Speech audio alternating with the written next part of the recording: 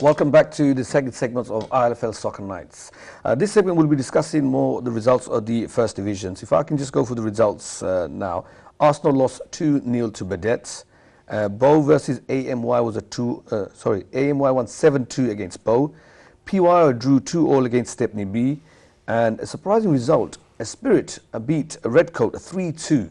Now, this is the first defeat for Redcoat, who are top of the league, more or less the champions of the division, but this is the first defeat, and obviously it's a massive result. We were watching that, Nanu and myself were watching both games, because they're side to side with Reach Out at the moment. Yeah. What were you thinking whilst the game was going on? What was your thought process? I thought it was quite tense, really. It was really exciting, wasn't it? Because I think both teams were going for it. It was tense at the same time, and both teams sort of came to win the game. It's one of those games that are really hard to explain whether Esprit were pushing it or Redcoat were just relaxed a bit because knowing that they're clear, right up the table. If anything, those two teams showed tenacity that they came to win the games, and unfortunately for Redcoat, that Esprit actually won. But nothing taken away from Redcoat. Esprit did a fantastic job. It's one of those teams that are shining. It's a very good model. For a new team, a debut team, Spirit, it just shows how organised, determined, and the passion they have. Because I know in the past we were criticising a lot of teams that teams are not fully organised, they don't turn up on time, they don't show the passion.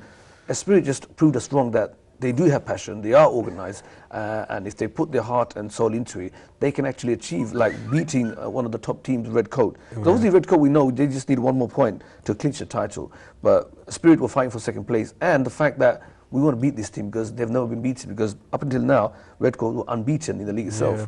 So credit to Spirit and the management for actually going ahead with that ethos and that push and that drive. Yeah, you need that top level structure. Without that, you can't actually be successful. You might have the best players in the world, but if you can't have somebody come in on a Sunday to manage that team, then who's going to do it, and how will the teams perform? So you need that top level structure, you need that support from the senior players as well. You need that all-round balance, really. I mean, there's no point having 50 people in the management with only 2 players coming to play, and vice versa as well. You need that balance. I like their setup. Yeah. The way they set up, a very the good setup. The players. They've got good discipline. Yeah. So hopefully, other teams will be looking at the format, the way they set up, and trying to not copy but take ideas.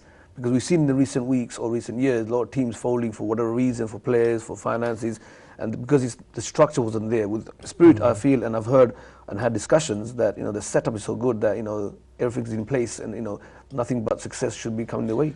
Yeah, and it kind of amazes me, actually surprises me that a team that on the debut season have managed to come this far and doing so well, whereas some of the existing teams that are long-running teams that are struggling, not even just to get the points, but to get the players on the field and the management as well. So it just says, if you have a sort of a decent top-level structure and you have the support of your players, then you could be quite successful. Have they played in a league before? Because, no, as far as I know, some of the players have played in other teams before, but this is the first time a Spirit ever entered as a team, a new team, a debut season, and they do fantastically well. So to get a team moulding together in a league, that is phenomenal. And not only that, I don't think their ambition, I don't think they thought they'll be in that position to be fighting for promotion, being second in the league itself. So credit to Spirit management for doing a fabulous job, and hopefully you get that second spot. If I could just look at the table, on the other side, Redcoat, what a season they've been having. I know a few years back they weren't that successful, but I know from last season they've gone strength to strength now. They're more or less champions of the first division. They've got 3 more games. They only need a point to clinch a title. Then the semi-final of the League Cup. They're also in the semi-final of the Challenge Cup. So there's potentially a treble on the card. Credit has to go to Kausa, the manager for Redcoat, doing a fabulous job. Although they had a defeat, I don't think that he'll be that disappointed because it's just title already in their hand. I think he'll be focusing on the 2 cups in the next cup in the coming weeks. They'll bounce right back up again because, as we said, as the same as East Spirit, Redcoat also have a very good structure as well. You know, they've got a lot of support, they've got a lot of players, they've got a very sort of nice and well-balanced sort of team. And, you know, no wonder they've been quite successful. You know, I think it all started sort of a couple of seasons ago. Yeah. For me, I think once they started getting players from outside their local area and they strengthened, they had power, their pace, I think it showed. It's a driver as well. Sometimes you may not have that management level structure, but if you're getting results, you know, that kind of changes. Players want to come and play for you. Players want to come and play for you, and not only that, the people who want to be in the management suddenly decide to be in the management because they know the team is going to be successful. So it's like a big push, and it's a win-win situation for everyone. So anyway, again, hats off to Khalsa and Redcoat management. Obviously, the title's in your hand. It's just a matter of getting a point out of the 3 games. You're in the semi-final, so best of luck to you in the 2 cups. Also, good news that I know you got engaged 2 weeks ago and you're getting married in 2 months' time. So far it's looking all good and nothing, you know, everything looking cozy for you. And hopefully you have a good marriage life. And hopefully you're still managing after you get married in April. Next week, let's look at the results for the fixtures for next week. We've got a Premiership fixture, Ace versus Hawken Eagle, we discussed with Ajmal earlier on. And in the Division 1, we've got Arsenal versus Bedet, Bowl versus AMY, PYO versus Stepney B, Redcoat versus Spirit again. Oh, that should be an interesting match played again. And further, we've got 2 semi-finals.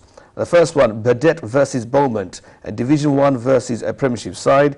And the second, a quarter-final, outstanding quarter-final is, if I can just get that, sorry, 1 second. It's the Challenge Cup remaining fixture, AMY versus Spirit. I think Spirit, there's 2 fixtures. I think that fixture is wrong. So anyway, going back to, it's a quarter-final, AMY versus Spirit, and the semi-final of the League Cup, Bedet versus Beaumont. Now, as well, obviously, Bedet being a Division 1 side and Beaumont being the Premiership side, Bedet being the underdogs, do you think they got a chance against Beaumont, or are they favourites for Beaumont to go into the final? Absolutely, it's a cup semi-final. With cup semi-finals, anything can happen. You just have to turn up on the day, and you know, if their heart's really in there, you know, the drive is there. They, you know, Beaumont might have a bad day at the office. They have to hope that they might have a bad day at the office. What Bedet have to do is really go out there. They've got nothing to lose, basically, exactly. Because they're the underdogs. Beaumont being one of the good sides in cup tournaments, they're in the semi-final, they're the Premiership sides. The pressure is on them to perform. I was going to say, there's pressure on Beaumont. Sometimes that can obviously backfire. That can backfire, exactly. And Bedet, they've got nothing to lose. Even if they go down, you still got that confidence. Well, you know, this is what's expected. All of a sudden, they get a goal. And hang on a second here, you know, it starts turning around. They start getting more confidence, momentum starts changing. And definitely, Bedet, I think, are in with a massive shout. Your thoughts, Nolan, on the fixture, Bedet versus Beaumont? I have to say, on the contrary, that I think Beaumont would fare well against Bedet. As I can say, you know, Beaumont's a Premier side team. Bedet, although, as far as I can remember, they've always been in the first division. I don't ever remember them being in the Premier side. No. They may have a decent management structure. Mukid Bhai has done an absolutely fantastic job in keeping them in the first division for, I don't know, 5-6 years. I can't remember anything before that. What they lack is players coming in from outside. I know teams that have done that have been more successful, and I know, for example, Redcoat and others. Redcoat and others, and teams who haven't done that have actually been stuck in the past. Now, I appreciate that if you get players from outside, it could be quite disruptive for the team. It loses the balance. Some of your existing long-established players may not like the idea of, you know, their position being taken by somebody you don't know or heard of, you know. So yeah, it may be disruptive, but it depends, you know, you sort of weigh the pros and the cons. Do you want success versus stability, or stability versus success? So teams that are wishing to be more successful, they need to bring in new players, and if they want to maintain the status quo, then just play as you are. But anything's possible. Anything's possible. But with Bedet, it seems to be the case that they just want to be in the first division. David Reed, the live situation, but you never know. David did obviously win, so there's a possibility. So good luck to Bedet and also Beaumont. So you know, let the best team win, go through the final. Let's look at the results from the Premiership or the Vets League. Very popular. The Vets League. The Premiership results for last season were Abu Hani Vets drew 1-0 against Bromley Legends. Beaumont Masters losing 3-1 against London Tigers Vets. Mohammedan Vets losing 2-0 to Weavers Vets. And Sire Vets losing 4-0 to Stepney Legends. Now, we discussed this in the past, Nanu. Abu Hani, they don't score a lot of goals, but they don't concede much. Again, a lot of draws. I know. I mean, Abu Hani is a classic team. 1-0 win or 1-0 loss. It never goes to 2. If they score a goal in the first 10 minutes, you can guarantee your life that for the next 30 minutes they're going to be sitting at their end and defending all the way. So, a good result for Stepney. I think that's the first win, if I'm correct. We'll have a look at the tables later on. Let's look at the results for the first division of the Vets League. Bundu FC winning 2-1 against Hawk and Eagle Vets. We'll discuss that with Ajmal. Revive Legends drawing 1 against Riverside Vets. St. Catherine's Vets winning 1-0 against ELS Vets. And Workhouse Vets draw 1-0 against G7 FC Vets. 2-1 loss against Bundu. Things are not looking good for you on the vet scene as well. No, that was a tough game. You know, half the players being jet lagged, etc. But I think we did deserve a draw out of that. Bundu just about got a winner in the last, I think, couple of minutes when we were trying to actually try and win the game. So, in all honesty, I think we should have got a better result out of that. But if I'm correct, that's played 3, lost 3. See, things are not looking rosy at the moment in time in the vet scene. For the A-team as well, in particular. Yeah, that is true. I actually believe you have a game tonight. You're playing against Riverside. Yep. You're going straight from here. I am. So there's potentially the 3 points on the card. Inshallah, we need to. Otherwise, we're still on 0 points, and which does not look good for us. Definitely not. Let's look at the results for Division 2 Vets League. Beaumont Masters B winning 2-1 against East FC. E1 Legends winning 5-0 against Hawk and Eagle Vets B. London Legends a 1-0 draw with Sire Vets B. And Riverside Vets B losing 3-1 against Workhouse Elites. If you look at the table, Nano, obviously Weavers Vets for the Premiership of the Vets League, top of the table with 10 points. Just behind is London Tigers with 9 points, and Abu Hani Vets on 8 points.